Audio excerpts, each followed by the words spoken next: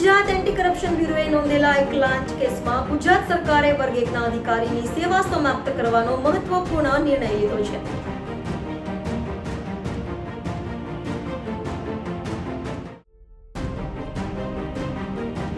સુરતના ભાઠા વિસ્તારમાં રોયલ્ટી પરમિટના આધારે રેતી ખનનનું કામ કરતા the Suryapur labours and work cooperative સોસાયટીના મેનેજરને એસીબીને ફરિયાદ કરી હતી કે ખાણ ખનીજ વિભાગના ફ્લાઇંગ સ્કોડના મદદનીશ નિયામક નરેશ જાની અને વચેટિયો કપિલ પ્રજાપતિ ખનનની કામગીરીમાં હેરાન નહીં કરવા પેટે 2 લાખની લાંચ માંગે છે.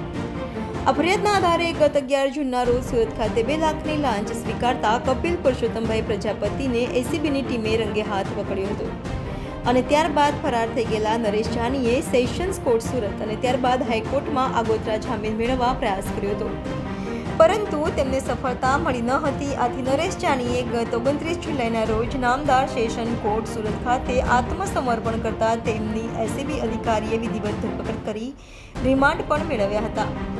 એસીબીએ સરકારી ફરજ દરમિયાન ભ્રષ્ટાચારના કેસમાં ઝડપાયેલા નરેશકુમાર માવજીભાઈ જાનીનો ગુજરાત સરકારમાં અહેવાલ મોકલ્યો હતો, જેના આધારે ગુજરાત સરકારે મહત્વનો તેમજ દાખલારૂપ નિર્ણય લઈ લાંચ કેસના આરોપી એવા નરેશ જાનીની ગત તારીખ 11 જૂન 2024ના રોજથી સેવા સમાપ્ત કરવાનો હુકમ કર્યો છે.